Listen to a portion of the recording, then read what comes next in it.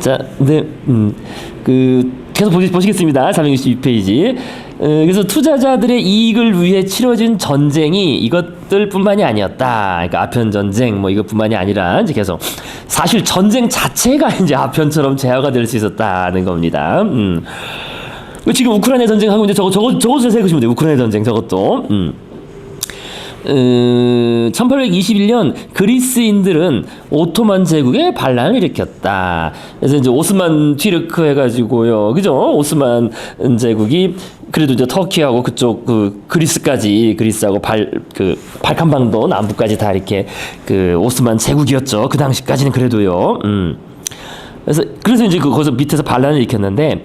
이 반란은 영국의 자유주의자 및 낭만주의자 무리에게 큰 공감을 불렀다. 시인 바이런 경은 반란군과 함께 싸우기 위해 그리스에 가기까지 했다. 하지만 런던의 금융인들은 여기서 돈벌이 기회를 보았다. 이들은 반군 지도자들에게 그러니까 이제 반군들이 당장 그 자금이 필요한데, 그죠? 돈이 없는데 그 돈을 어떻게 할 거냐? 야, 그러면 그 런던 주식거래소에서 그리스 반군 공채, 그죠?를 발행할 것을 제안했다. 그리스는 전쟁에서 승리해 독립을 쟁취하면, 그죠? 독립 쟁취하면 그때 이제 이자를 포함해서 나중에 채권을 갚으면 되는 거니까, 그죠? 지금 니들이 발행하면 우리가 발행을 해주겠다, 그죠? 런던 주식거래소에서 그렇게 제안을 한 겁니다. 반군들은 돈이 필요하니까요. 그래서 민간인 투자자들의 이윤을 얻기 위해 혹은 그리스의 명분에 공감해서 혹은 두 가지 이유 모두로 채권을 구매했다. 민간인 투자자들은, 그죠? 투자자들은 그러니까 이윤을 얻기 위해서 또는 사실 이 그리스 명분이 중요해요. 이게 의외로 좀 이따 말씀드리겠습니다. 그리스 명분에 공감을 해서 혹은 두 가지 이유 모두로 채권을 구매했다. 그래서 그리스 반군 채권의 가격은 주로 헬라스가 이제 그리스 반도 말하는 거죠. 그리스 반도에서 벌어지는 전투의 승패에 발맞춰 등락을 거듭했다. 그래서 점차 터키인들이 우위를 점했다. 그래서 반란군의 패배가 눈앞에 다가오자 채권 소유자들은 돈을 잃을 위험에 그죠? 이게 이제 휴지 조각 되는 거 아니에요? 채권 산 사람들은. 그래서 돈을 잃을 위험에 직면하게 되었다. 그래서 채권 소유자의 이해는 나라의 이해였기에 영국은 국제 함대를 조직했고 1827년 이 함대는 나바르나 전투에서 오토만 제국의 주력인 소함대, 지중해 함대를 완전 싹 전멸시켜 버렸어요. 그냥 항구에 있는 거를 그냥 기습해 가지고 다 전멸시켜 버려서. 그러니까 이제 그렇게 되면은 그 오토만 제국에서 그리스로 이렇게 바다 건너서 어쨌든 지원을 갈 수가 없는 거 아니에요? 그래서 결국 그 끝에 뭐 그 외에도 다른 여러 가지 또 사정이 있지만 어쨌든 그렇게 해서 여러 세기에 걸친 복종을 딛고 그리스는 마침내 자유를 얻었지만 이제 문제는 그 다음이에요. 자유는 엄청난 빚과 함께 왔고 독립 그리스는 이를 갚을 방법이 없었다. 그죠? 독립하고 뭐 산업이 있어 뭐가 있어. 일단 그 독립하면 갚겠다고 공채는 발행했는데. 이제 당장 그걸 갚아야 되니까 사실 그때부터 이제 시작된 거예요. 사실이 저당 잡힌 인생이 이제 그리스가 오늘날까지 그 유럽의 문제하라 그러잖아요, 그죠? 그런데 거기 또 묘한 게 있어요. 그리스 오늘날까지도 문제하라 그러는데 그때도 2008년에도 그랬고 1999년에도 그랬고 맨날 그리스 그 국가 파산 얘기 나오는데 그 당시 메르켈이 독일에서 또 이거 국채를 사줘서 봐주고 자꾸 그런 게 있어. 그게 그러니까 이 그리스를 자기들이 그 유럽 서구 애들은 자꾸 자기네 쪽을 묶어두려는 게 있어요. 그게 정신적으로 그 정신적인 그 측면이 있어요. 모양이잖아. 네, 있어요. 그래서 낭만적인 이유 아니야? 네, 그렇죠. 예, 지금 말씀드리겠습니다. 그래서 어쨌든 그리스 경제는 향후 수십 년간이 아니라 지금까지 영국 채권자들이 뭐 영국 채권뿐만 아니라 이제 그 서구의 채권 저당 잡힌 신세였다는 거예요. 그러니까 이거를 채권을 갚기 위해서 채권을 또 발행하는 거지. 그냥 갚을 수 없잖아요, 그죠? 그럼 이제 자꾸 빚만 늘어나는 거죠, 계속. 그래서 사실 여태까지 굴러온 거예요, 사실은 그게. 그래서 요게 이제 그 낭만적이라고 말씀하시는데 바로 그 이유가 있습니다, 그게요. 그러니까 원래부터 이제 이 사람들이 좀 그 서구 유럽 자체가 그리스 자체를 그 자기네 문화적 원조로 생각하는 것도 있고, 그것이 특히 이제 요겁니다. 그리스 독립전쟁이 1821년에서 29년 꽤 오랫동안 지속됐죠. 그래서 거의 질 뻔했는데. 이게 그리스 고전 유산 덕분에 유럽 전역에서 그리스 문제에 대하여 대중적인 동정론이 크게 사실 이게 중요해요. 대중들이 어쨌든 사줬으니까 그 채권을, 그죠? 채권은 뭐 그냥 국가가 사주는 건 아니잖아요. 대중들이 나름, 그죠? 부르주아 이런 사람들이 야 그래 그리스 우리도 사줘야지 해가지고 그리스 채권을 사준 거거든, 공채를. 근데 이제 요게 이제 근데 하지만 유럽의 각국 정부는 그러니까 정부 차원에서는 오히려 적대적이었다는 거야. 쟤들 왜 독립하려고 그러냐, 골치 아프게. 그죠? 그래서 이를 동방 문제라 부르면서 새로운 골칫거리가 생겼다는 반응이었다. 이제 그 이유는 특히 나폴레옹 전쟁이 끝난 지 1815년에 워털루 전쟁으로 나폴레옹이 진 다음에 이제 물러나잖아요. 물러나고 이제 메테르니가 나와가지고 원상 복귀해서 이제 안정적으로 보수적으로 가자. 이제 그렇게 된 지 얼마 안 됐잖아요. 그죠? 안 됐는데 쟤들이 나와가지고 또 골치 아프게 지금 다 힘의 균형을 맞춰놨는데 왜 또 이러느냐 해가지고 정치 지형에서 현상 유지를 원했던 겁니다. 그러니까 정부 차원에서는요. 그런데 정부 차원이 아니라 일반 특히 지식인 계층들 뭐 당장 바이런 같은 경우도 이거 바이런 써 아니에요 써 그죠 나름 이 지식인 계층들부터 이 그리스를 우리가 지켜야 된다라는 이제 그게 너무 크게 일어가지고 이제 이 정부들도 어쩔 수 없게 된 거죠. 게다가 이제 공채가 발행되는 바람에요. 그래서 요게 이제 그 앞에 예술사적인 흐름, 그러니까 문화사적인 흐름을 좀 아시면 더 이해하기 쉽습니다. 그러니까 아까도 말씀드린 것처럼 원래 이 서구 사람들이 자신들의 문화의 뿌리를 이제 그리스 로마 쪽으로 생각을 했었는데 특히 그게 이제 바로 요 직전에 요 그리스 독립전쟁 직전에 커다란 이 붐이 있었어요. 붐이. 그러니까 신고전주의라고 그럽니다. 요거를. 그러니까 그냥 고전주의 하면 우리가 르네상스를 말하는 거예요. 르네상스의 부활. 그죠? 르네상스는 이제 15세기, 16세기 있었던 거고요. 또 그 뒤에 18세기, 19세기, 나중에 예술사 하시면, 하시겠지만은 이제 바로크가 물러나면서 이제 신고전주의를 다시 사람들이 갖다 써요. 우리 다시 일로 돌아가야 된다.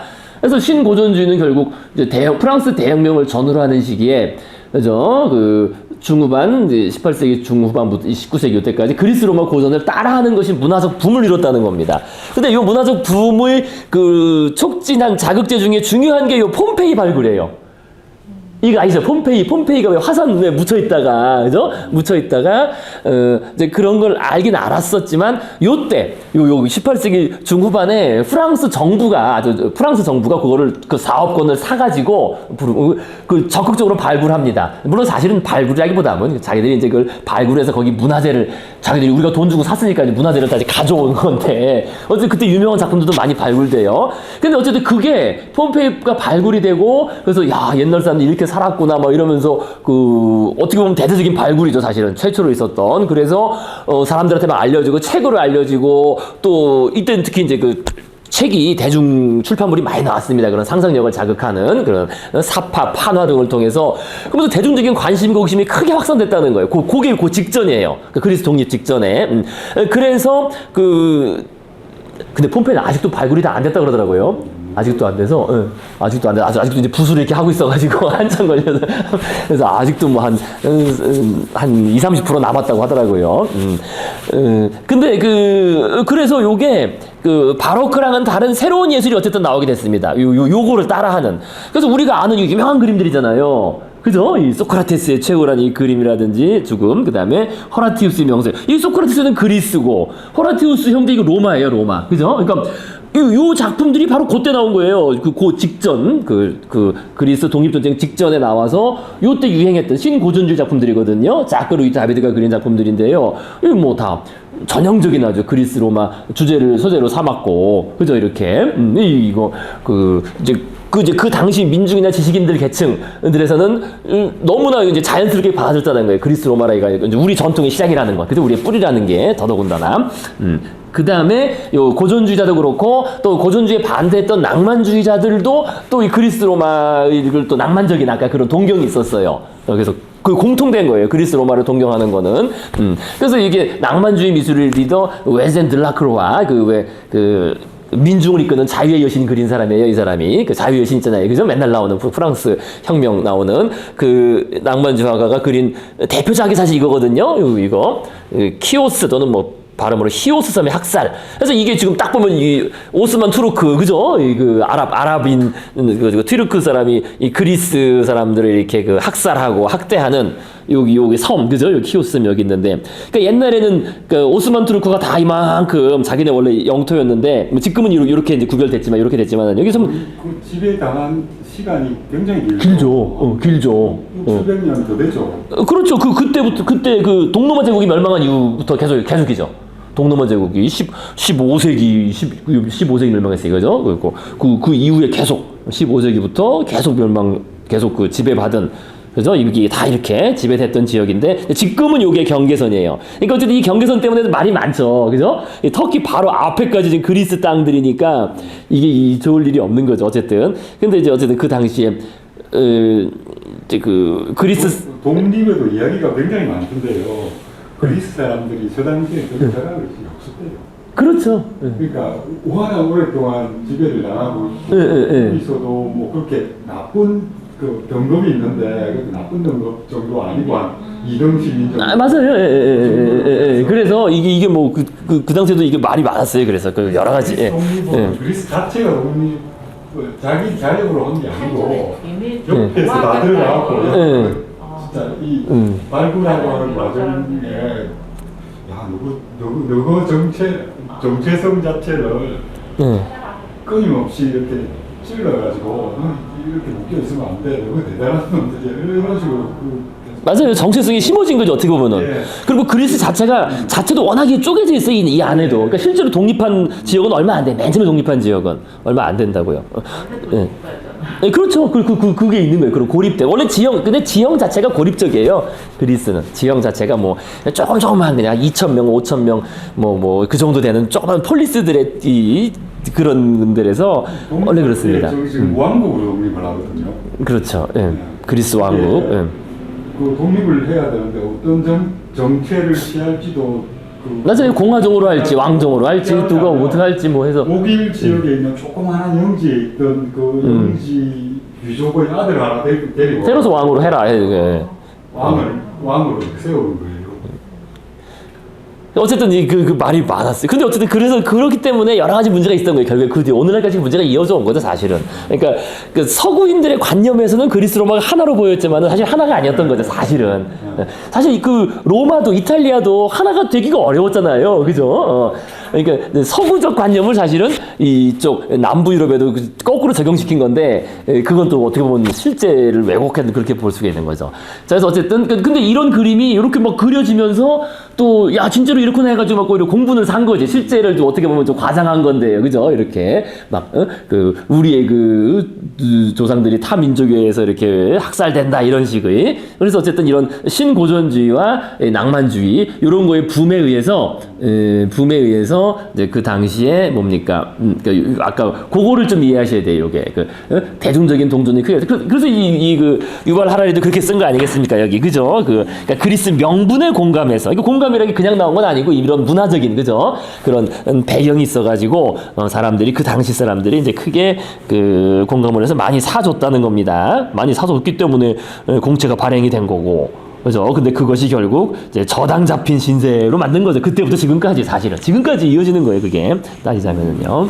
근데 이게 대중적으로 그 채권을 산 거잖아요. 예.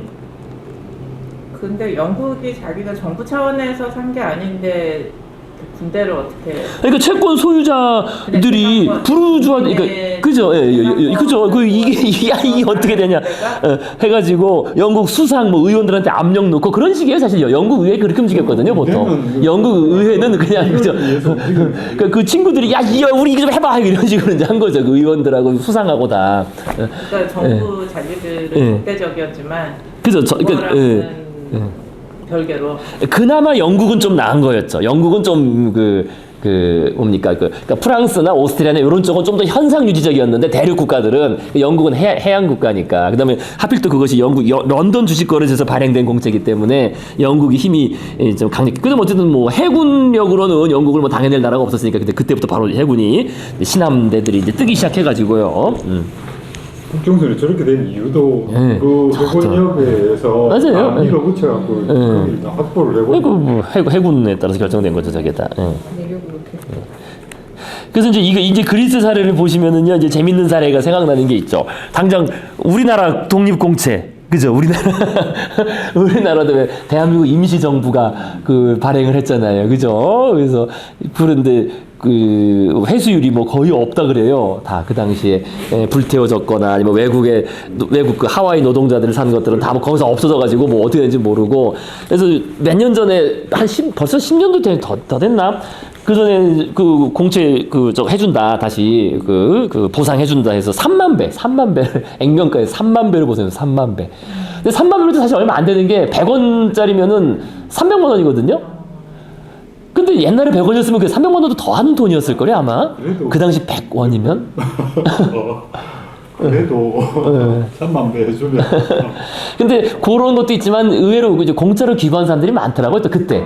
예, 이건 뭐 돈 안 받는다, 우리 보상 안 받는다, 기부한다 해서 그냥 기부해서 우리 저기 박물관에 이렇게 딱 이렇게 그 전시되는 것들이 많이 있더라고요. 그 당시 뭐 등등.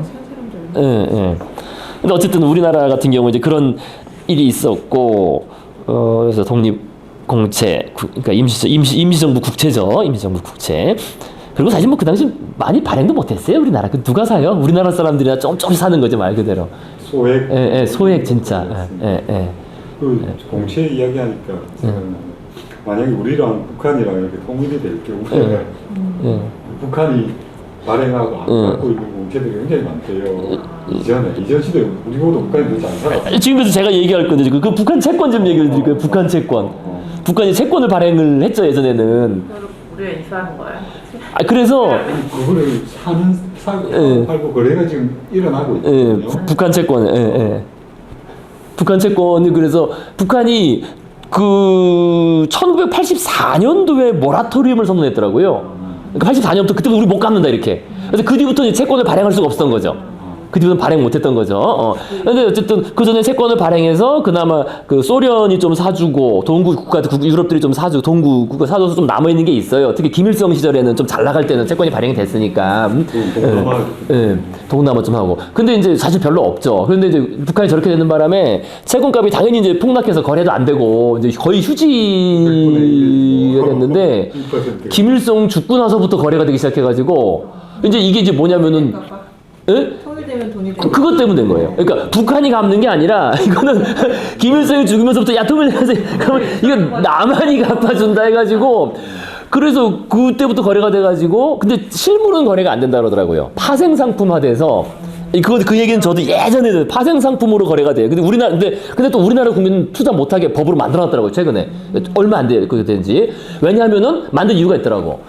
북한 국채 가격이 폭등했어요. 이게 액면가에 5% 정도 하다가 김정은이 그때 그 한 일이 있었죠.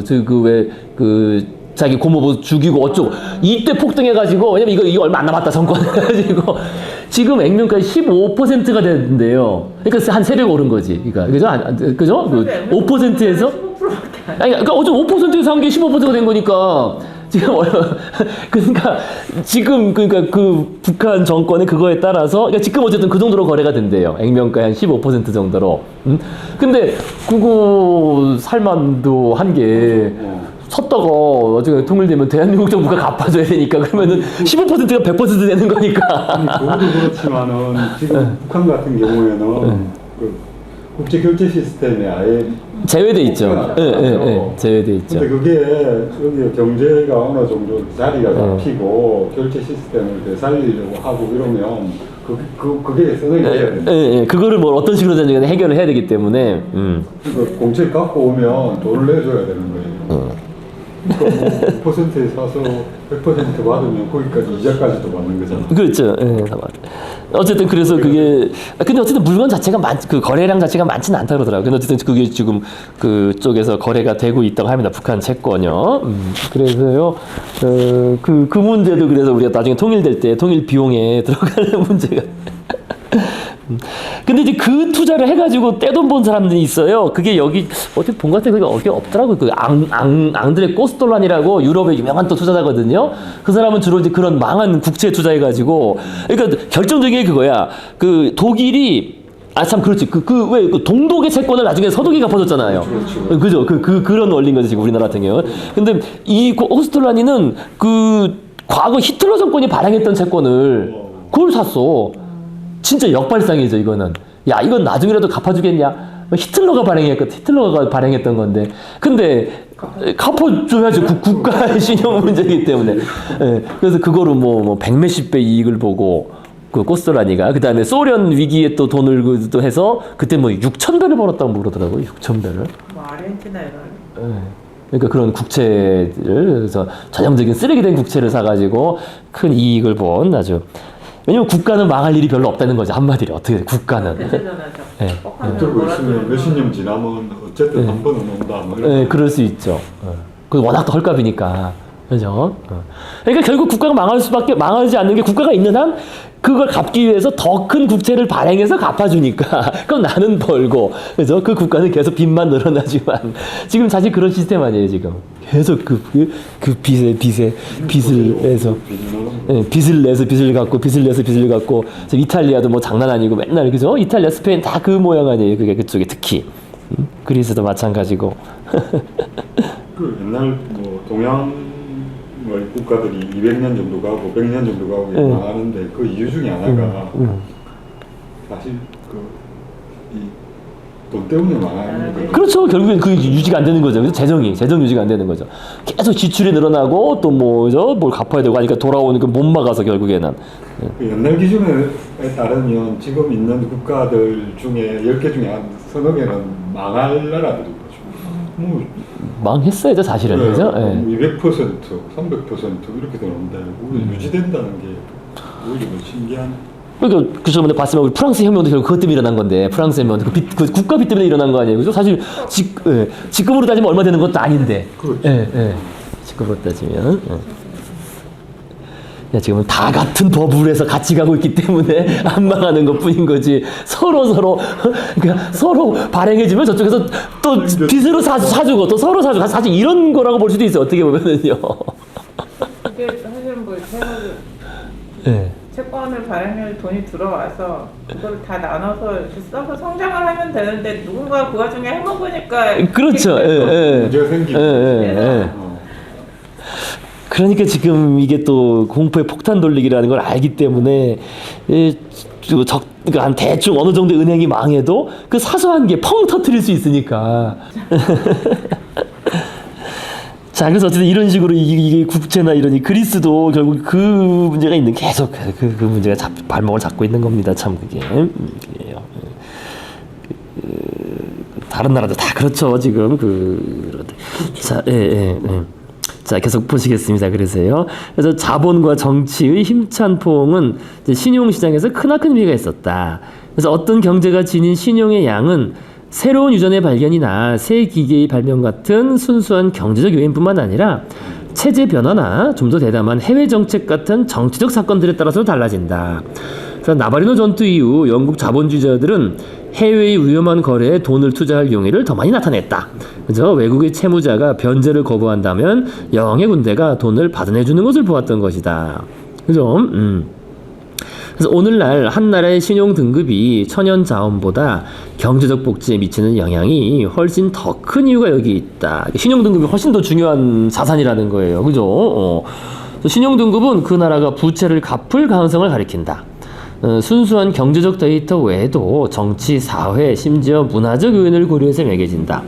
석유가 풍부한 나라라도 독재 정부에 전쟁이 만연하고 사법제도가 부패해 있다면 등급이 낮은 것이 보통이다. 그 결과 이 나라는 상대적 빈곤국으로 남아있을 가능성이 크다. 석유 자원을 최대한 활용하는 데 필요한 자본을 모을 수 없기 때문이다. 그래서 대표적인 나라가 그 나라 아니에요. 그죠? 이거 석유가 풍부한데도 뭐 베네수엘라, 그죠? 베네수엘라 이런 데는 대표적인 거죠. 베네수엘라, 뭐 리비아 이런 데는 석유가 충분히 있어도 안 되는 거죠, 그죠? 그다음에 거꾸로 천연 자원이 없더라도 평화를 유지하며 사법제도가 공정하고 자유정부를 가진 나라는 신용 등급을 높게 받을 가능성이 크다. 그래서 이 나라는 싼 대가로 많은 자본을 모아 좋은 교육 제도를 지원하고 하이테크 산업을 육성하는 데 사용할 수 있다. 이 대표적인 나라가 우리를 능가하는 최근의 나라가 있어요. 아일랜드요. 아일랜드 이 브렉시트의 그거를 받아가지고요 깜짝 놀랐어. 얘들이 1인당 소득이 10만 달러가 넘어요. 10만 달러. 세계 2위야. 거기는 1인당 소득이. 거기는 금융인가요? 금융이죠, 금융. 그러니까 이게 근데 그게 맞긴 왜 맞냐면은요. 이게 그 인구가 500만 명. 500만 명인데 근데 아일랜드는 사실 뭐 아무것도 없잖아요. 아일랜드가 뭐가 있어요? 공장도 없고 제도 없고. 근데 영국이 브렉시트 하면서 아일랜드 더블린으로 많이 옮겨갔거든요. 근데 옮겨간 것 자체가 신용등급을 올렸어요. 얘들이 거기 있으니까 그 있을 동안은 그저 이 금융 주력에서 있을 동안은 안 망한다는 거지. 뭐 당장 금융산업이 활성화된 것도 아니지만은 그 넘어가는 바람에 이 브렉시트 하면서 그쪽에 다 제2지사 이쪽으로 다 만드는 바람에 영어를 사용하는 그죠? 그다음에 개방된 이거 다 그거예요. 개방되고 사업자들과 공정하고 간섭이 없고. 예? 아일랜드 2위 세계 2위 깜짝 놀랐죠. 이게 EU냐고요. EU? EU죠. 아일랜드 아일랜드 EU죠. 영국이 빠져나가죠. 브렉시트 영국 빠져나간 거죠. 그래서 이게 영국 이민이 다 그러니까 이게 지금 10만 달러가 된 게 그렇죠. 바로 옆에 그러니까 10만 달러가 된 게 순식간에 올랐어요. 최근 이게 제 자료를 봤는데 까먹었다. 한 5년 10년도 안 돼. 그러니까 한 2, 3만 달러에서 갑자기 10만 달러가 돼버린 거야. 여기 갑자기 외국 자본이 싹 들어와 봐가지고. 그것도 있대요. 그러니까 거기도 출산율도 낮고 인구가 그렇죠. 줄어드는 안정된 것도 있죠. 그 사회가 안정됐고 대신 뭐 정부 간섭도 없고 약하고 등등 해서 그 국제 금융 그다음에 이제 464페이지 보시겠습니다. 자유시장에 대한 집단적 숭배. 자, 그래서 자본과 정치는 서로 깊은 영향을 미치는 탓에 양자의 관계는 경제학자, 정치학자, 대중 모두에게 뜨거운 토론의 대상이 되고 있죠, 그죠? 자본과 정치. 그래서 뭐 그 마르크스주의 쪽에서는 아예 그냥 경제학이라고 안 하고 항상 정치 경제학이라고 하잖아요, 그죠? 예전부터 그죠? 정치 경제학 그냥 붙어서 정치와 경제는 떨어질 수가 없다. 그래서 열렬한 자본주의자는 자본이 정치에 자유로운 영향을 미칠 수 있어야 하지만 정치가 자본에 이게 한쪽 방향으로는 되는데 한쪽 방향 그러니까 정치가 자본에 영향을 미쳐서는 안 된다고 주장한다. 정부가 시장에 개입하면 정치적 이해관계 때문에 현명치 못한 투자를 하게 되고 그 결과 경제 성장이 느려진다는 것이다. 그러니까 뭐 비효율적 투자를 말하는 거죠. 그래서 가령 정부가 기업가에게 무거운 세금을 매기고 그 돈으로 실업수당을 넉넉하게 지급해서 유권자에게 인기를 끌려고 할 수 있다는 것이다. 많은 사업가의 견해에 따르면 정부는 기업이 돈을 마음대로 쓰게 내버려두는 편이 훨씬 낫다. 그러면 사업가는 공장을 개설하고 실업자를 고용하는데 그 돈을 사용할 것이라고 그들은 주장한다. 그러니까 그래서 가면 우리는 투자할 텐데 그거를 자꾸 뺏어가면 투자를 못하지 않느냐 이런 식의 얘기입니다. 이런 견해에 따르면 가장 현명한 경제 정책은 정치를 경제로부터 분리하고 과세를 줄이고 정부 규제를 최소화하며 시장의 힘이 자유롭게 제 갈 길을 가도록 하는 것이다. 정치적 고려의 방해를 받지 않는 민간 투자자들은 가장 큰 이윤을 얻을 수 있는 곳에 돈을 투자할 테니 그죠? 가장 효율적인 곳에 투자한다는 거예요, 그죠? 예. 그래서 최대의 경제 성장, 이것은 기업가나 노동자 모두에게 도움이 될 것이다. 그래서 최대의 경제 성장을 보장하는 방법은 정부가 가능한 한 일을 적게 하는 것이다. 그죠? 작은 정부를 얘기하는. 예. 그래서 이게 이제 바로 이제 신자유주의입니다. 좀 이따 다 읽고 이제 말씀드리겠습니다.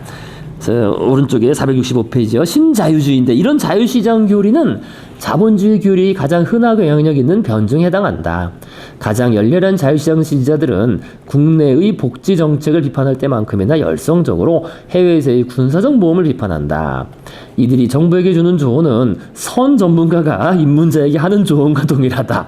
아무것도 하지 말라는 것이다. 하지만 극단적인 자유시장 신봉주의는 산타클로스가 존재한다는 믿음만큼이나 순진한 것이다. 모든 정치적 편견에서 자유로운 시장 같은 것은 원래 없는 법이다.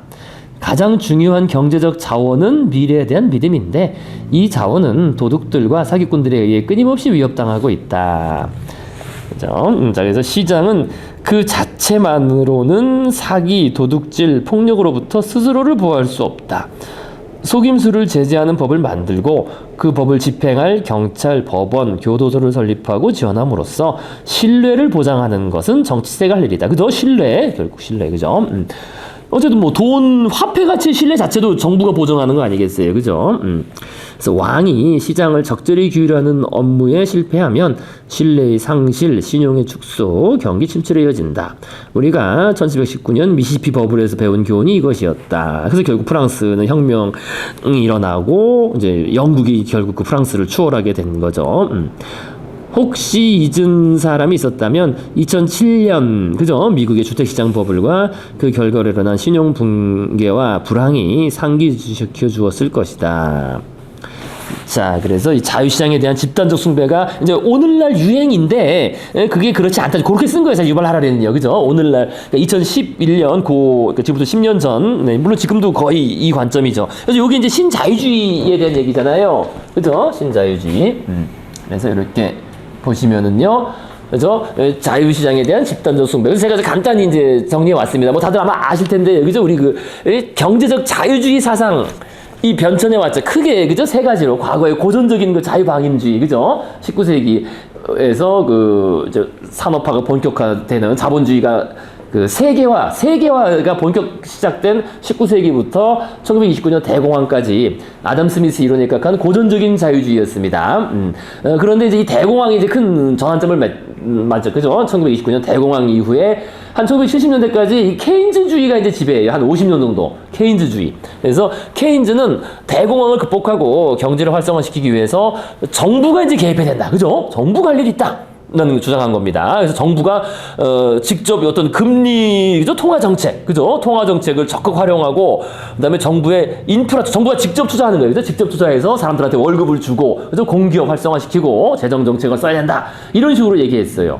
그래서 금리를 낮출 경우 투자가 활성화되며 소비가 촉진될 것이다. 그래서 이런 식으로 중앙은행은 다양한 통화 정책을 통해 국가 경제 흐름을 한마디로 이게 정부 통제라는 겁니다. 통제해야 된다는 거예요. 통제해야 된다. 그리고 이런 얘기가 루즈벨트의 뉴딜 정책 있잖아요. 그죠? 댐 건설하고 거기서 노동자한테 뭐 돈 주고 해가지고 이 대공황을 벗어나기 위해서 정부가 커다란 대규모 건설 사업을 일으킨. 그래서 이것이 나름 뉴딜 정책 등을 통해서 대공황을 벗어났잖아요. 물론 사실 대공황 벗어나는데 2차 세계대전이 컸는데 2차 세계대전 때 계속 만들어가지고 물건 썼으니까 그죠? 아직 그게 컸는데 어쨌든 벗어나게 되면서부터 이게 주류적 입장이 됩니다. 케인즈주의가 한마디로 정부 간섭주의죠.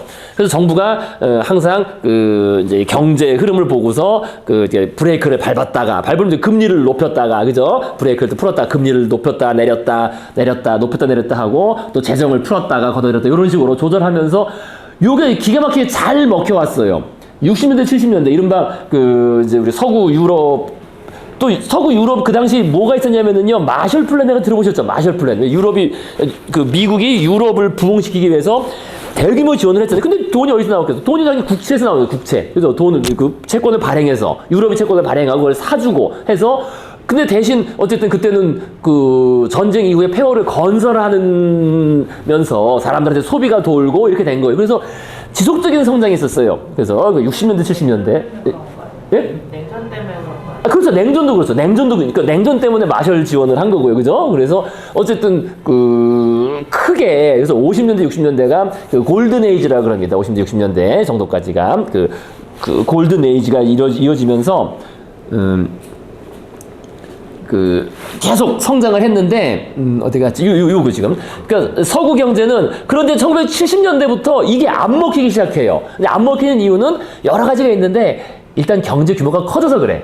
그러니까 정부가 단순히 그죠 금리 좀 올렸다 내렸다 그러니까 하는 이거를 확인하는 게 어려워지는 겁니다. 금방 그죠 브레이크를 밟았다가 엑셀레이터를 밟았다가 하면은 경제가 이렇게 싹 속도 조절이 돼야 되는데 그게 정부 범위를 넘어서게 되는 거예요. 점점 자본이 커지고 계속 규모가 커지면서 그다음에 유럽도 이제 살아나고 이러면서 그래서 어쨌든 70년대 커다란 침체에 빠집니다. 이게 안 먹혀요. 그러면서 73년에 1차 오일 쇼크, 79년에 2차 오일 쇼크 있어요. 그래서 요거까지 갑자기, 그죠? 이 외적인 것까지 겹치면서 2차 대전 이후 꾸준히 증가해왔던 가계소득이 정체되면서. 그래서 우리가 생각해보시면요. 미국 60년대, 하긴 70년대도 그런 게 남아있었죠. 60년대가 사실은 50년대 말하고 60년대가 진짜 호황기였어요. 그죠? 맨날 애들, 그죠? 바에서 춤추고, 재즈의 락그룹, 그죠? 그걸 보시면 알 수 있어요. 아주 흥청망청 계속, 새로운 차 계속 또 뽑아서 살 수 있고, 이런 식으로, 그게 아주 절정에 달했던 때입니다, 그때가. 60년대 낭만이. 제일 풍요로워. 네, 맞아요. 제일 풍요로워. 물질적으로도 그렇고 정신적으로도 가장 풍요로웠던 때가 60년대, 1960년대. 60년대. 70년대부터 뭔가 뜨거운 맛을 본 거지. 그게 함부로 잘 안 되는구나. 그죠? 그래서 그렇게 되니까 사람들이 난리가 난 거예요. 그러니까 가계소득이 정체되기 시작한 겁니다. 계속 월급이 증가해 왔는데 70년대부터 뭔가 정체가 되고 이런 오일 쇼크들이 겹치면서 그죠? 그러니까 갑자기 기름값이 10배씩 뛰어버렸으니까 2차 오일 쇼크 때는. 그래서 투자와 소비가 모두 감소하였고 그래서 정부가 시장 개입을 했는데 시장 개입이 이제 효과를 못 거두는 거죠, 이게 시장 개입이. 그래서 사실 요때부터 이제 나온 이야기가 바로 신자유주의입니다. 신자유, 이때부터 나온 이야기가. 그래서 신자유주의가 요 70년대에 나와가지고, 우리가 상징적으로는 요 두 사건을 꼽아요. 신자유주의가 본격화된 게. 그러니까 1979년 철의 여인 마거렛 대처가 이제 이때 취임하고요. 그다음에 1980년 레이건이 취임하면서 레이거노믹스. 그죠? 레이거노믹스가 이거예요. 뉴딜 정책 이전으로 돌아가자는 거예요. 그죠? 그러니까 바로 이제 여기서부터 사실 요런 흐름이 나온 거죠. 이렇게 정리하는 것도, 요 케인즈 대공황 이후부터 70년대까지. 그 다음에 1980년부터 신자유주의, 이렇게. 그러니까 자유기업 정신과 시장 자유주의 경제로 돌아가자라는 얘기가 된 겁니다. 그래서 이 사람들의 그 진단은 간단해요. 신자유주의자들의 진단은 뭐 이론이라는 게 새로운 게 없어. 그냥 그 아담 스미스 이론인 것이고, 문제는 딱 하나입니다. 이겁니다. 그러니까 요런 위기가 왔는데 왜 침체에 빠졌느냐? 이거는 시장의 원리를 어설프게 적용해서 발생한 과도기적 문제라는 거예요. 과도기. 그러니까 왜 과도기냐? 아니, 아담 스미스 이론에 따르면은 상품은 자유롭게 흐르도록 내버려도 되고, 그죠? 또 자원도 마찬가지고, 자본도 그렇고, 노동시장도 이게 자유롭게 자기가 돈 많이 주는 거 찾아가도록 자유롭게 내버려둬야 되고 해야 되는데, 상품, 자본, 노동시장의 완전 자유가 이루어지지 않았다는 거지. 특히 이제 국가적인 장벽에 의해서, 국가적인 장벽 또는 국내적인 장벽 등등에 의해서 이게 완전 자유화되지 않았기 때문에 그 과도기 때문에 이런 문제가 온 거다. 이런 그 정체가 온 거다. 이거를 자유시장적으로 맡겨놓으면은 이런 일이 발생하지가 않는다. 다 국가가 간섭하고 계속 어떤 관세 장벽을 치고, 그다음에 노동 흐름에 맞고. 그러니까 사실 여러분들 아시다시피 1980년 예전에는 어릴 때 해외여행이라는 것 자체가 어려웠잖아요. 해외여행. 그죠? 저희도 뭐 학교 다닐 때는 80년대였지만은 서울대학교 안에서 외국인 보는 게 한 달에 한 번 볼래나 말래나 했는데 지금은 뭐 널린 게 외국인 아니겠어요? 그러니까 몇십 년 사이에. 그러니까 그런 그 사람의 이동, 자본의 이동, 상품의 이동이 자유롭지가 않아서 생긴 과도기적 문제다. 이것을 다 이제 이걸 터버리면은 즉 모든 영역에서, 그러니까 상품의 흐름을 막지 않고 자본의 흐름을 막지 않고, 그죠? 그죠? 인구 흐름을 막지 않으면은 시장의 원리를 철저히 적용하면은 이 문제는 사라진다. 라고 외친 게 이제 신자유주의입니다. 사실 처방은 간단해요. 뭐 특별히 새로운 이론이 있는 게 아닙니다. 새로운 이론자가 있는 게. 그래서 그것이 이제 세계화로 바로 결합되는 거죠. 세계화. 그죠? 그런 장벽을 다 철폐해야 되는 거니까, 인위적인 장벽을. 그죠? 그래서 뭐, 국내 노동자라고 보호해주는 게 아니라는 거지, 쉽게 말해서. 그죠? 외국인 노동자가 더 경쟁력이 있으면 그 사람들이 오는 거고, 외국 산업이 들어오는 거고, 우리나라에. 그죠? 바로 그 얘기입니다. 외국 기업이 들어오는 거고, 또 자본이 빠져나갔다 들어갔다 들락날락 하는 거고요. 그래서 그걸 내세운 게 이제 마거렛 대처하고 레이건 아니겠어요? 자, 그래서 요 흐름이 뭐 지금까지 사실 온 거죠, 사실상. 왔는데 이제 오다가 몇 번 문제가 발생했죠. 그죠? 몇 번 문제가 발생한 게, 이제 첫 번째 큰 문제가 발생한 거는 1999년, 2000년 그 IT 버블 한 번, 그다음에 지금 2007년, 8년 저 버블 한 번, 그래서 그 주택시장, 그 다음에 최근 조금 이제 슬슬 문제가 되는 것 같은데, 어쨌든 그렇습니다. 그래서 요게 이제 하나 재밌는 게, 그러니까 여기 지금 제가 썼어요, 그 주석으로, 그죠? 여기 경영학, 그죠? 그 다음에 여기는 경제학, 그죠? 그러니까 요게 70년대, 80년대까지는 경제학자들이 대부분 지지해요, 케인즈주의를. 왜냐하면은, 그래야 자기들이 할 말이 먹히는 거야, 자기들이. 그러니까 경제적으로 요즘 간섭을 하고 말이야. 우리가 이 거시경제가 어떻고 미시경제가 어떻고 금리가 어떻고 말이야, 그죠? 얘기하면서. 그래서 대부분의 경제학자들의 입장이 이거였고, 그래서 이때는 서울대 경제학과가 이제 법대 다음으로 항상 커트라인이 높았어요. 그 이유가 있는 거예요, 이게 경제학과가. 그 당시 경영학과는 이게 한 5등밖에 안 됐어요, 커트라인이. 서울대 경영학과가. 근데 이것이 이제 뒤집히는 거죠. 그 커트라인 뒤집히는 게 그 시대를 반영하는 거예요. 근데 신자유주의가 되면 이건 대부분의 경영학자들이죠, 경영학자들이. 경제가 아직 경제가 없잖아요. 그러니까 요새 좀 경제로 돌아갈 수 있는 거죠. 그죠? 그런 흐름이 있죠. 그거를 보면 알 수 있어요. 그러니까 경영학자들이 이제 이거는 경영학자들은 돈 버는 거, 이윤, 자유 이런 걸 이제 하니까, 그래서 요때 이제 경영학과가 역전해가지고, 경영학과가, 서울대 경영학과가 그 커트라인 투합이 됐던 겁니다. 그걸 딱 읽을 수 있는 거예요. 그래서 재밌는 흐름이에요. 예. 근데 요즘엔 다시 이제 경제로 조금, 그죠? 갔죠. 그죠? 좀 경제학과 쪽으로. 그렇게 볼 수 있겠습니다. 자, 그래서, 요 얘기도 안 했거든요. 요 얘기까지 마저 해야죠. 그 다음에 중요한 얘기요. 그래서 요건 이제 그 책에 있는 얘기입니다. 그래서 어쨌든 가장 중요한 경제적 저하는 미래에 대한 믿음인데, 사기꾼들, 특히 이제 어떤 무임승차자라든지 뭐 이런 사람들 끊임없이 위협당하고 있다. 그죠? 그래서 시장은 그 자체만으로는, 요 말이 중요해요. 자체만으로는 사기, 도둑질, 폭력으로부터 스스로를 보호할 수 없다. 그래서 요것을 얘기해주는 그 개념이 마켓 페일리어, 시장 실패, 시장이 넘어졌다 그럽니다. 시장 실패. 들어오면 보였을 거예요. 시장 실패. 그래서 요거를 이제 경제학에서는 뭐 잔뜩 배워요. 잔뜩 배우는데, 저는 그 논리적, 개념적으로 다시 풀이해서 제가 다시 정리한 게 요 뒤에 나옵니다. 그러니까 시장 자체가 모순성이 있다는 거지. 모순이라는 게 이제 P를 추구했는데 나피가 나왔다는 거예요. 그죠? 모순이라는 게 P, 나피. 이게 모순 아니겠어요? 그러니까 P를 추구했는데 결과로 나피가 나오니까 이게 모순인 거죠, 이게. 그러니까 즉 그래서 시장에 의존하면 할수록 시장 자체가 사라져버린다는 거예요. 이게 모순이에요. 시장에 의존하면 할수록 야 시장 했는데 시장이 사라져버리니까 이게 뭐 아무것도 안 되는 거죠. 그죠? 그러니까 시장의 장점도 사라지는 거지. 시장이 사라지면은. 일종의 독점 같은 것도 저기에 해당된다. 그렇죠. 지금 이제 세 가지를 정해서 말씀드리겠습니다. 세 가지. 시장 마켓 페일리어. 첫 번째가 독점이에요. 왜냐면 너무나 뻔한 게, 당연한 게 시장의 원리가 이제 경쟁의 원리 아니에요. 그죠? 가장 효율적인 기업이 살아남는 거잖아. 서로 경쟁시켜가지고. 그죠? 그러면 어떻게 돼? 결국에는 제일 힘센 놈이 하나가 남는 거죠. 논리적으로는. 하나만. 그죠? 마지막엔. 하나만 남으면은 시장이 사라져버린 거죠.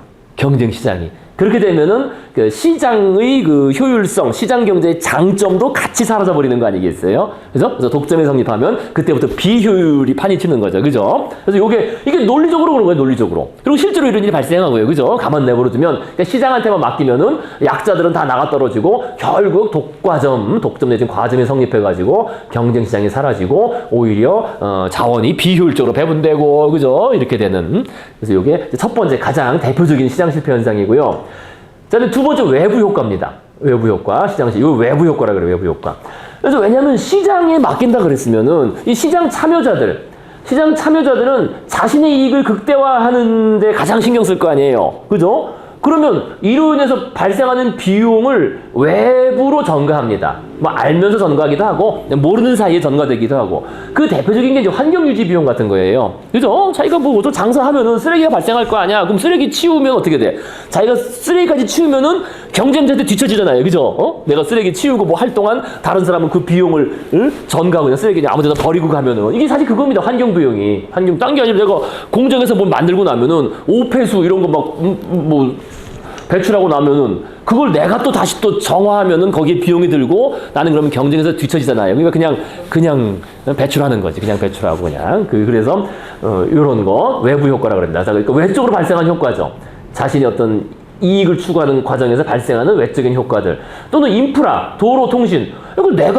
그러니까 현대자동차가 만약에 니들이 자동차 파니까 니들이 도로 깔고 팔어 이러면 되게 망하죠. 자기가 도로까지 깔고 내가 도로 깔고 자동차 판다면은 그 회사 유지할 수가 없죠. 그러니까 사실 그게 그 이유가 있어요. 그래서 현대 자동차나 이런 게 사실상 공기업인데, 사실상. 왜냐면 지가 영업하는 건 우리가 도로 깔아서 그런 거 아니에요. 세금, 그죠? 자동차 있는 사람 없는 사람조차 세금을 내가지고 그 세금으로 도로를 깔아주고 유지하니까 자동차가 다니는 거 아니겠어요?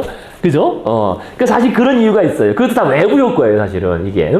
이거를 쥐들이 유지해야 된다면은, 유지 안 하려고 그러겠죠. 최대한 이거 남들한테 떠넘기려고 그러겠죠. 그죠? 안 한다는 거, 이걸 안 하는 거고. 그러니까 인프라 유지 비용, 그 다음에 자원 채굴 비용, 이런 것도 말하고, 자원 뭐 채굴하면은 나중에 다 거기에, 그죠? 엄청난, 그런, 이제, 외적인 다양한 비용들이 발생하는데 등등. 그래서 요게 이제 외부 효과입니다. 그러니까 요것도, 시장에만 맡기면은 시장 참여자들은 다 외면하기 때문에 이거 외면하고 나면 어떻게 돼? 외면하면은 외부 효과가 누적되면은 시장이 성립하지 않아요. 쉽게 말해서 시장에 쓰레기를 아무도 안 치우면은 시장이 쓰레기 더미가 되고 시장이 열리지가 않겠죠. 간단한 얘기를 해요. 그죠? 그래서 여기 이제 예를 들면 이게 로마가 멸망한 다음에 그거를 해주는 사람이 없었던 거죠. 로마가 멸망한 다음에 로마 정부가 없으니까 도로를 유지 보시해주고 관리해주고 네트워크를 연결해주고 그게 없으니까 그냥 다 고립돼 가는 거예요, 슬슬. 그죠? 그게 쌓이면서 고립된 여러 국가로, 여러 그 봉건 체제로 쪼개진 거죠. 예를 들면 그렇다는 겁니다. 그래서 그거는 시장 자체에 맡기면은 시장이 결국 사라지는 겁니다. 시장 자체가. 그래서 시장이 유지가 안 되는 거예요, 요거. 그러니까 시장을 유지하기 위해서는 시장 외적인 힘이 뭔가 이런 거를 해줘야 되지 않느냐, 결국에는. 시장 내부자들한테 맡기기가 어렵다는 겁니다. 자, 그다음에 세 번째는 쉽게 말하면 빈익분 부익부인데 이것도 논리적으로 명확해요. 그러니까 경쟁이 사실은 무의미하죠. 왜냐면 경쟁이라는 그냥 자유경쟁인데, 자유경쟁. 아니, 결과가 사실 정해졌잖아요. 그죠? 이 힘든 사람이 이길 거 아니야, 어차피 경쟁 이기면. 그죠? 달리기 선수랑 보통 사람이랑, 야, 달려봐. 그러면 자유경쟁이야. 달려봐. 그러면 어차피 결과가 정해져 있는 거 아니에요. 그리고 결과가 이미 정해져 있기 때문에 경쟁 시장이 있으나 없으나 무의미한 상태가 된다는 겁니다, 사실상. 요게. 예. 그러니까 여기서 그러니까 그 힘 약한 사람한테는 앞서서 출발하게 한다든지 이런 식의 장치가 없으면은 경쟁이 무의미하잖아요. 모두 다 동일 선상에서 출발하게 한다면은. 그래서 이런 식으로 정부가 이제 개입해야 될 이유를 말씀드리는 거죠. 그죠? 이런 데서 개입해야 되고, 이런 외부 효과적 개입. 이거 자체도 경쟁의 출발선을 조정해 줘야 되는, 그렇지 않으면 경쟁이 무의미한. 그죠? 그러니까 그 획일적인 경쟁 출발선을 동일하게 한다라는 것 자체는 사실상 경쟁이 없는 거랑 똑같은, 이미 결과가 정해졌으니까 힘센 사람이 항상 이기는 결과니까. 그죠? 그래서 정부가 이제 개입을 그죠? 여기 그죠? 아까 말한 대로 그 정부가 그런 데를 간섭해 줘야 된다는 그런 식으로 얘기할 수 있겠습니다. 그래서 이렇게 그 시장 실패 현상을 정리해 볼 수 있겠습니다. 그래서 아까 말한 그 얘기입니다. 그죠? 시장은 자체로 스스로를 보호할 수 없고, 시장이 돌아가도록 할 수 없기 때문에, 돌아가도록 할 수 없으면은 시장 자체가 사라져버리고, 그러면은 이제 시장 경제의 그 자율성, 그 장점들, 우리가 그 얻고자 하는 그 장점들, 효율적인 자원 배분을 달성할 수가 없다라는 그런 얘기입니다. 자, 그럼 부지런히 보시고요. 오늘 자, 그다음에 자본주의자의 지옥 이렇게 되어 있습니다. 시장에 완전한 자유를 부여하는 것이 위험한 데는 더욱 근본적인 이유가 존재한다. 애덤 스미스는 구두공이 자신이 낸 흑자를 더 많은 조수를 고용하는 데 쓸 것이라 가르쳤다. 그러니까 투자를 더 할 것이다 이렇게 가르쳤는데, 이것은 이기적 탐욕이 모두에게 이익이 된다는 것을 암시했다. 그러니까 이유는 생산을 확대하고 사람을 더 많이 고용하는 데 활용되기 때문이다. 하지만 탐욕스러운 구두공이 피고용인들의 월급을 깎고 근로시간은 늘리는 방법으로 이윤을 늘리면 어떻게 될까? 그러니까 표준 답변은 자유시장이 피고용자를 보호해주려는 것이다. 만일 우리의 구두공이 월급은 너무 적게 주고 일은 너무 많이 시킨다면 최고의 일꾼들은 자연히 그를 떠나 경쟁자의 가게를 이루러 갈 것이다. 그래서 폭군 같은 구두공에게는 최악의 노동자만 남거나 아무도 남지 않을 것이다. 그래서 그는 운영 방식을 바꾸거나 사업을 접어야 할 것이다. 그는 자신의 탐욕 때문에 피고용인들을 잘 대해줄 수밖에 없다. 그죠? 그래서 이론상으로는 물샐 틈 없는 논리 같지만, 그러니까 노동시장도 자유로우니까, 그죠? 그런 건데, 그러나 현실에서는 그 노동자와 자본가는 그 평등한 관계가 아니라는 게 문제라는 겁니다. 현실에서는 물이 너무 쉽게 샌다. 왕이나 사제가 감독하지 않는 완전 자유시장에서 탐욕스러운 자본가들은 독점을 할 수도 있고 노동자를 탄압하기로 서로 공모할 수도 있다. 그죠? 담합하고 카르텔 이런 거죠. 그죠? 그래서 만일 국내의 모든 구두 공장을 통제하는 단 하나의 회사가 있거나 모든 공장주가 임금을 동시에 삭감하기로 짬짬이를 한다면 어떻게 될까? 노동자들은 더 이상 일터를 바꿈으로써 스스로를 보호할 수 없을 것이다. 그죠? 노동시장 자유가 보장되지 않는다는 거예요. 그래서 사태는 이보다 더 나쁠 수도 있다. 그래서 탐욕스러운 사장들은 노동자들의 이동의 자유를 제한할 수도 있다. 그래서 빚을 갚기 위한 노역이나 노예제도를 통해서 말이다. 중세 말 유럽의 가톨릭 지역에는 노예제도가 거의 없었다. 그죠? 중세 노예 자체는 거의 없었죠. 그죠? 그 가톨릭 지역은 그렇고 저쪽 그리스 정교 쪽은 이제 농노가 있었죠. 그 러시아 이런 쪽에는 농노 비슷한 게 있었지만은요. 가톨릭 지역에는 노예 이렇게 아주 신분이 속박된 노예 제도는 없었는데, 그런데 한편 근대 초기 유럽 자본주의 부흥은 대서양 노예 무역의 부흥과 함께 등장했다. 그래서 이런 재앙의 책임은 독자적인 왕이나 인종차별 이데올로기가 아니라 곱비 풀린 시장의 힘에 있었다는 겁니다. 자, 그래서 467페이지요. 유럽인은 아메리카를 정복한 뒤 금강과 은강을 개발하고 사탕수수, 담배, 면화 농장을 건설했다. 그래서 이 광산과 농장은 미국, 그죠? 아메리카의 생산과 수출의 중추가 되었다. 사탕수수 농장은 특히 중요했다. 중세 유럽에서 설탕은 희귀한 사식품이었다. 중동에서 터무니없는 가격에 수입되어 진미 요리냐 엉터리 약에 들어가는 비밀 성분으로만 조금씩 사용되었다. 아메리카의 대규모 사탕수수 농장이 건립된 이후 점점 더 많은 설탕이 유럽에 들어왔다. 설탕 가격은 하락했고 유럽인들은 단 것을 점점 더 좋아하게 되었다. 기업가들은 엄청난 양의 단 것을 만들어 수요를 충족시켰다. 가령 케이크, 쿠키, 초콜릿, 캔디, 그리고 코코아, 커피, 홍차 같은 가당 음료였다.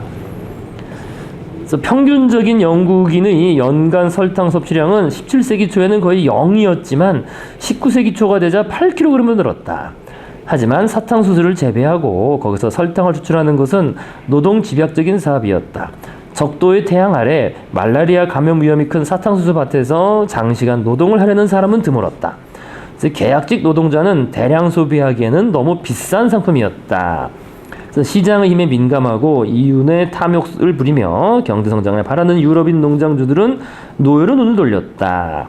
그래서 16세기에서 19세기까지 약 1천만 명의 아프리카 노예가 아메리카로 수입되었다. 여기 지금 말라리아 이유도 있는 거예요. 말라리아의 나름 그죠? 이쪽에 그 저항적인 그런 그 아프리카 사람들이 있으니까. 그래서 이 중 약 70%가 사탕수수 농장에서 일했다. 그래서 노동 환경은 끔찍했다. 대부분의 노예는 짧고 비참한 삶을 살았다. 그 외에도 노예를 포획하기 위한 전쟁이나 아프리카 내륙에서 아메리카 연안으로 노예들을 옮기는 과정에서 수백만 명이 추가로 사망했다. 그래서 모두가 유럽인들이 달콤한 홍차와 캔디를 즐길 수 있게 하기 위해서 그리고 그 설탕 농업의 거물들이 막대한 이윤을 누릴 수 있게 하기 위해 자행된 일이었다. 그래서 노예가 이제 원래 없었는데 이게 오로지 시장의 힘에 의해서 생겨났다는 거예요. 이런 식으로. 그래서 노예 무역은 정부나 국가에게 어떠한 통제도 받지 않았다. 그것은 순수한 경제 사업으로서 수요 공급의 원칙에 따라 자유시장에 의해 조직되고 자금 조달이 이루어졌다. 민간 노예 무역 회사들은 암스테르담, 런던, 파리 주식 거래소에서 주식을 판매했고 좋은 투자처를 찾는 중산층 유럽인들이 이 주식을 샀다. 이거 지난번에 사우스시 그죠? 남해 그 뉴턴이 샀던 그것도 결국엔 노예 무역을 하겠다고 한 그 주식이에요. 그게 그 자체가. 이렇게 모은 돈으로 회사는 배를 사고 선원과 군인을 고용한 뒤 아프리카에서 노예를 사서 미국으로 수송했다. 노예는 대형 농장의 주인에게 팔렸고 그 수익은 다시 설탕, 코코아, 커피, 담배, 면화, 럼주 같은 농장의 산물을 구매하는 데 쓰였다. 이들은 유럽으로 돌아와 설탕과 면화를 비싼 값에 판매한 뒤 다시 돛을 달고 아프리카로 향하여 같은 영업을 되풀이했다. 주주들은 이런 사업 방식에 매우 만족해했다. 18세기 내내 노예무역 투자에 대한 연간 수익률은 약 6%였다. 그래서 현대의 컨설턴트라면 누구나 제가 인정할 만한 엄청난 돈벌이였다. 그래서 이게 그 유명한 그 삼각무역입니다. 삼각무역. 그죠? 삼각무역. 그래서 먼저 그 삼각무역 먼저 보시면 이렇게 그죠? 삼각무역. 그죠? 그래서 대서양 삼각무역. 그래서 여기서 그러니까 얘들이 여기 먼저 1번 여기로 가가지고 이제 먼저 요걸 파는 거예요. 여기 현지인들이나 거기 있는 뭐 포르투갈인 등등 고용인들한테 철이나 포도주, 총 그죠? 총이나 직물 등을 이거 교환한 거죠. 아프리카 흑인 몇 명 하면 요거 총 주고 이런 식으로 해서 그죠? 여기 이제 그 노예 해안 이런 게 있잖아요. 그죠? 여기서 내륙에서 노예들을 잡아다가 그래서 얘 노예들을 싣고 여기로 간 거죠. 여기다가 뿌리던가 브라질 쪽에 뿌리던가 여기 이제 특히 카리브해 연안 여기 사탕수수 농장들이 집중돼 있으니까요. 그죠? 그래서 흑인 노예를 대서양 건너서 아메리카 농장주에게 팔고 그 돈을 받아가지고 그 노예선에다가 다시 설탕, 커피, 담배 등을 싣고 유럽으로 와서 팔고 다시 요걸 사가지고 여기로 가서 또 노예 이런 식으로 삼각무역. 그죠? 그리고 이제 그러니까 미국 식민지는 뭐냐? 이 미국 식민지가 역할이 있는 거예요. 여기서. 미국 식민지는 오로지 농업이었거든요. 그죠? 그러니까 미국 식민지가 노예들의 그 식량, 노예들도 먹어야 되니까. 그죠? 그 식량 공급처였던 거예요, 사실. 딱 그렇게 형성돼 있던 거예요. 영국 그 본국의 입장에서 보기에는. 니들은 농업, 공업이 아니었던 거죠. 미국 식민지는 오로지 그 농업을 통해서 이 노예들한테 싸게, 그죠? 식량을 공급하는 그 공급처였다는 겁니다. 미국 식민지가. 자기들이 나중에 독립을 한 거지만, 이런 식으로 해서 삼강무역 체제가 딱 돌아갔다는 겁니다. 뭐 아주 유명한 얘기죠. 그래서 뭐 아시다시피 이렇게 그 노예선에서는요, 노예들이 이렇게 실었어요. 뭐 다들 이거 아주 유명한 그림이죠, 그죠 이거. 노예선에 이렇게 아예 그냥 사람을 이렇게 밀어 적재한 거지, 적재. 탁탁탁 노예들을 쌓아가지고, 그죠. 짧게는 뭐 한 달 반에서 길게는 뭐 두세 달까지 이렇게 이 상태로 그냥 가는 거예요, 그냥 하루에 한 끼 그냥 노예들한테 그냥 감자 죽 같은 거 먹이면서, 그래서 하루에 한 끼 먹이면서 그냥. 그래서 여기 꽉꽉 채워야 되는 이유가 분명 이 중에서 이제 많이 죽을 거 아니에요, 그죠. 가다가 죽고 뭐 등등 병 나서 죽고 하니까 이제 그 손실까지 감안해서 이제 더 많이 실어간 거죠. 한마디로 상품 취급해서 이런 식으로 엄청난 거죠. 그래서 이런 얘기입니다. 자, 그래서 이게 우리가 이제 앞에서 나왔던 얘기지만은요, 이게 결국 유럽 자본주의가 붕괴가 된 게 이게 노예를 바탕으로 한 거예요. 사실 이게 틀린 말이 아니에요. 그죠? 틀린 말이 아닌데, 노예도 노예고, 그것도 하나 포인트고, 또 하나 포인트는 이제 그 물품 자체가 여기 쓴 것처럼 여기 사탕수수나 담배, 면화, 이런 게 기본적으로 생활에 필수적인 게 아니라는 거예요. 그러니까 면화는 옷 아니냐. 근데 옷이라는 게 옷을 계속 바꿔 입게 만드는 거죠. 그죠? 계속 새로운 염색을 해서 새로운 옷을 계속 만드는 거니까 결국 한마디로 이 중독성 기호품. 그러니까 지난번에 나왔던 아편도 그렇고요. 그죠? 이 중독성 기호품. 그죠? 사탕수수, 담배, 오늘날의 커피, 뭐 코코아 이런 것도 마찬가지입니다. 그죠? 중독성 기호품이나 사치와 관련된 것들이 주로 여기 됐다는 겁니다. 주로 그렇게 됐고요. 그래서 이런 말이 나오는 거예요. 사치는 경제 성장 및 인명 발전의 원동력이다라는 겁니다. 그래서 사탕수수 농장이 이제 특히 중요했어요. 사탕수수. 이 완전 중독, 그죠? 모든 사람을 중독시키는 게 된 거죠. 이 설탕이요. 그래서 요게 그 이후에 그 자본주의가 다른데 식민지에 진출할 때 항상 이 설탕을 앞세웠어요. 이렇게 사탕을 앞세웠어요. 우리나라도 왜 미군들이 왜 그죠? 항상 그걸 뭐 선교사도 그렇고요. 사실은 선교사들도 와가지고 사탕, 그죠? 다른 거 케이크 뭐 이런 거, 그죠? 초콜릿, 그죠? 자본주의 진출의 천병이자 가장 매력적인 무기예요, 사실은. 직접 총을 들이대는 것보다 사탕 뿌리고 다니면은 애들이 그거 먹고 어릴 때부터 야 이게 좋은 거다 해가 쫓아다니면서, 그죠? 그러면서 또 크리스마스 축제 때 또 미군 부대에서 막 뿌려주고 이런 게 있잖아요. 그래서 이게 가장 천병이자 매력적인 무기이자 사람들을 그만큼 빨리 중독시키는 거죠, 사실은. 그죠? 중독성 기호품 대표적인 게 사탕이라고 볼 수 있고, 그게 아주 그만큼 중요했다는 겁니다. 자본주의 역사에서 정말 중요한 게 사실 사탕이에요. 설탕, 그죠? 설탕이라는 게 예전에 그런 산업혁명 을 위한 자본적의 수다. 그죠? 설탕이죠, 설탕 중독. 아편 있었고, 그 전에, 그죠? 중국 청나라에 아편이 있었고, 그 다음에 설탕. 그런 식으로.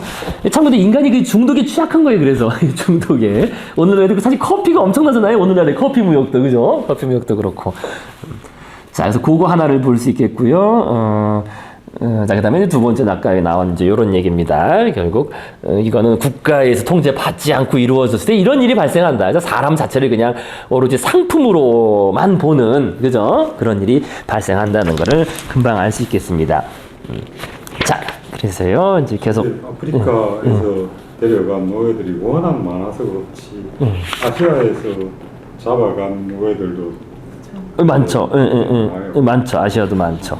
아시아도 많고, 아시아 쪽에서는 또 이제 우리나라도 뭐 왜 하와이 이런 데 결국 다 사탕수수 농장, 그죠? 그런 거잖아요. 멕시코 이런 데 다 이민 간 것도 사탕수수.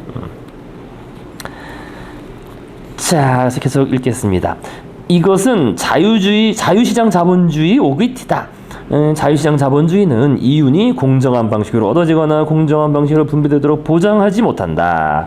그 방식 자체를 보장하지 못하죠. 그렇기는커녕 이윤과 생산량을 늘리려는 갈망에 사로잡힌 사람들은 눈에 보이는 것이 없다.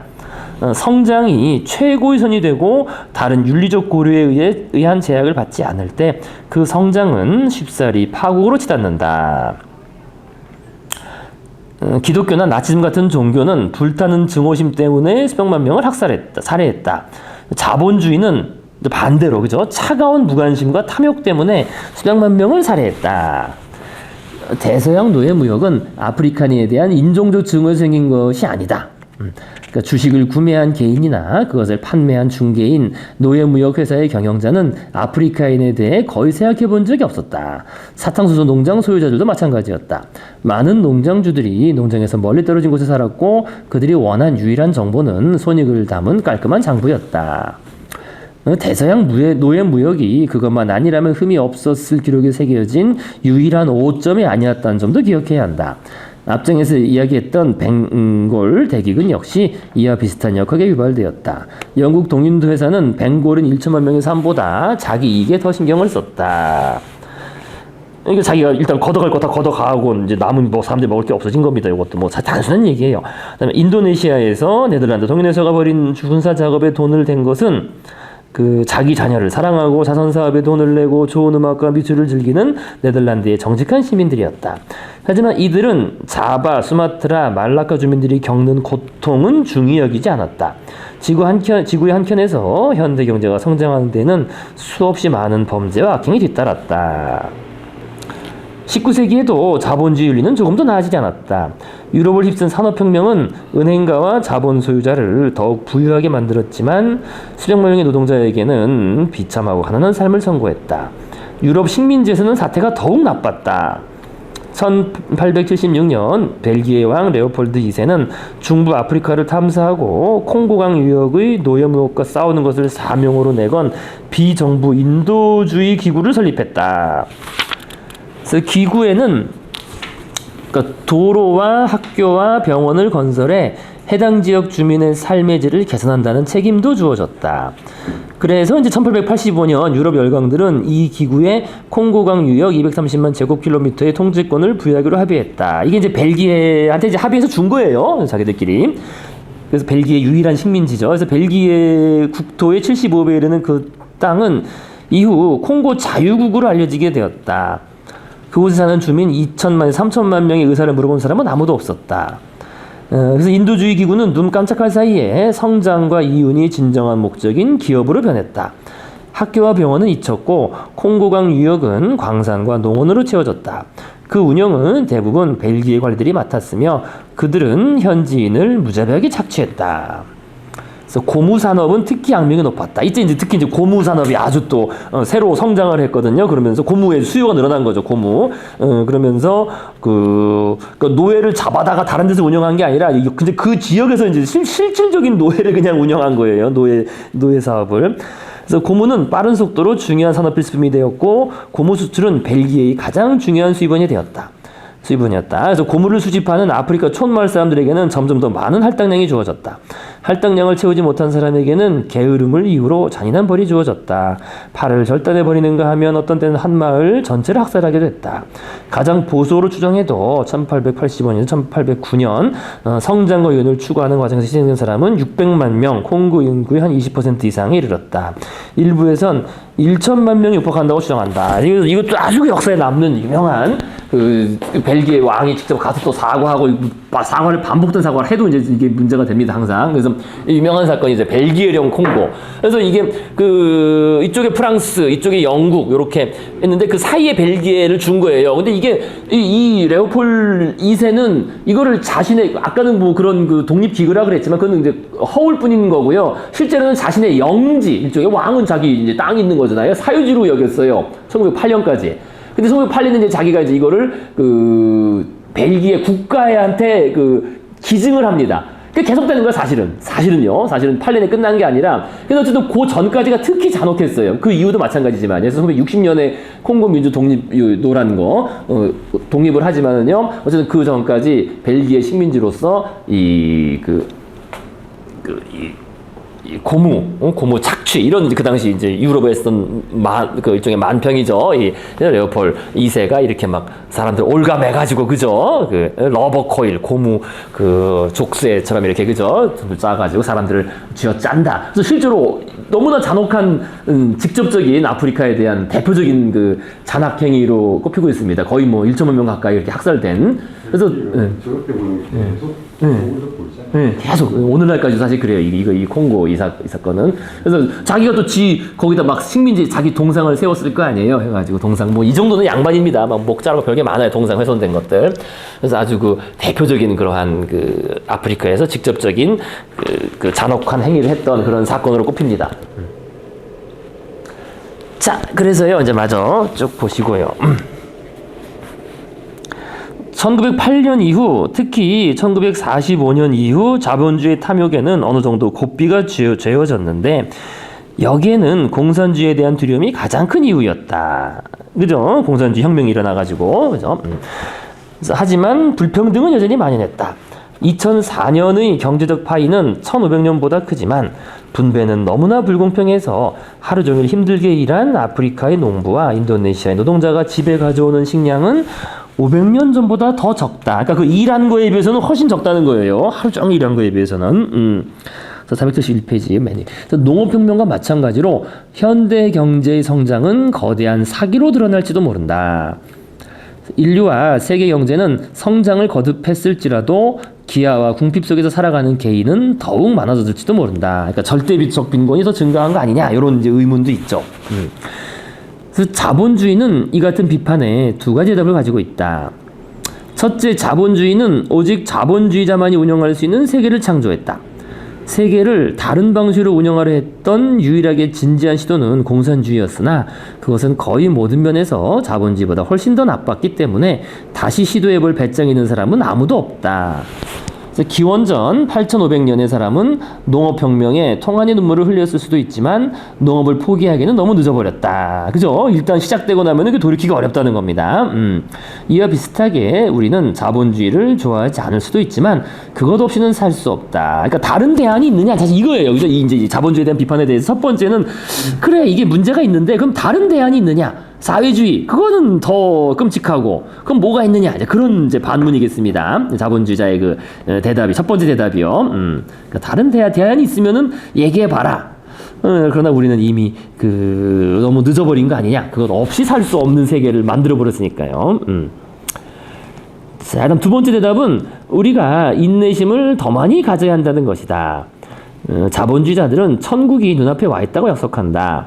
인정하건대 대서양 노예무역이나 유럽 노동계층 착취 같은 실수가 있었던 것은 사실이다. 하지만 우리는 거기서 교훈을 얻었다. 이제 조금만 더 기다리면 파이가 좀 더 커지도록 놔두면 모두에게 좀 더 두꺼운 조각이 돌아갈 것이다. 그러니까 성과가 평등하게 분배되는 일은 영영 없겠지만 모든 남자와 여자, 어린이를 만족시킬 만큼은 충분히 돌아갈 것이다. 심지어 콩고에서도. 그러니까 이제 두 번째 대답은 아까 나왔던 대답이에요. 이게 이제 과도기적 문제, 그죠? 있었죠, 그죠? 과도기적 문제들에 불과하다. 현재 많은 문제들은 문제가 있다. 그리고 이제도 있어 왔고 이제까지. 이거는 다 과도기적 문제고 이게 더 지나가면 괜찮아질 거다. 물론 진짜로 그런 것인지는 불분명하죠. 사실 아직 미래가 온 게 아니니까요. 어쨌든 이렇게 딱 두 가지 대답이라는 거예요. 자본주의적 입장에서는. 그럼 다른 대안이 있느냐? 그게 없지 않느냐. 두 번째는 이건 과도기다. 그죠? 물론 한편으로는 맨 밑에 있는 것처럼요. 실제로 긍정적인 신호가 조금 보인다. 최소한 순수한 물질적 기준에서는 그러니까 기대 수명, 어린이 사망률, 칼로리 섭취 요걸 봤을 때는 2014년 평균적 인간의 생활 수준은 1914년 100년 전에 비해 상당히 나아졌다. 인구가 지수적으로 늘어났음에도 불구하고 그렇다. 지수적으로 그죠? 인구가 엄청 늘어났죠. 1914년 인구가 뭐 10억, 그죠? 이렇게 된 거죠, 이렇게 그죠? 한 10억 정도, 10억 좀 넘었나? 14년 10억 정도밖에 안 됐을 거예요. 10억에서 지금 80억이 됐는데. 바뀐 데는 기하급수적이라고. 네, 그래요. 지수적이라는 대신에 기하급수적. 예. 그게 더 사람들이 이해하기 쉬운. 우리 동양에서는 그 표현을 쓰니까 일본하고 우리나라에서는 이제 원래 그냥 번역하면 지수적이죠. 그냥 번역하면 지수적인데 우리는 기하급수적이라는 표현을. 자, 그래서는 불구하고 그렇다. 하지만 경제적 파이가 무한히 커질 수 있을까? 모든 파이에는 원자재와 에너지가 필요하다. 그죠? 그래서 어두운 결말을 예언하는 사람들은 호모사피엔스가 조만간 우리 지구의 원자재와 에너지를 고갈시킬 것이라고 경고한다. 그러면 어떻게 될까? 이제 그래서 그 다음에 이제 그 17장에는 산업의 밖에서 이 원자재와 에너지, 그다음에 그 생산 그 양 자체, 그러니까 산업혁명에 대한 이야기가 17장에 나옵니다. 그러니까 지금 이제 자본주의에 대한 이야기고, 그러니까 자본주의 산업혁명을 뭐 사실 구분해 볼 수 있죠. 뭐 같이 같은 걸 왔지만은요. 자, 그래서 성장의 한계가 오는 것 아니냐, 이제 그런 이야기가 이제 나오겠습니다. 자, 그래서요. 다음에 다음에 17장. 자, 제 17장 산업의 바퀴. 조금만 보시고요. 오늘 조금 빨리 마무리하시겠습니다. 산업의 바퀴.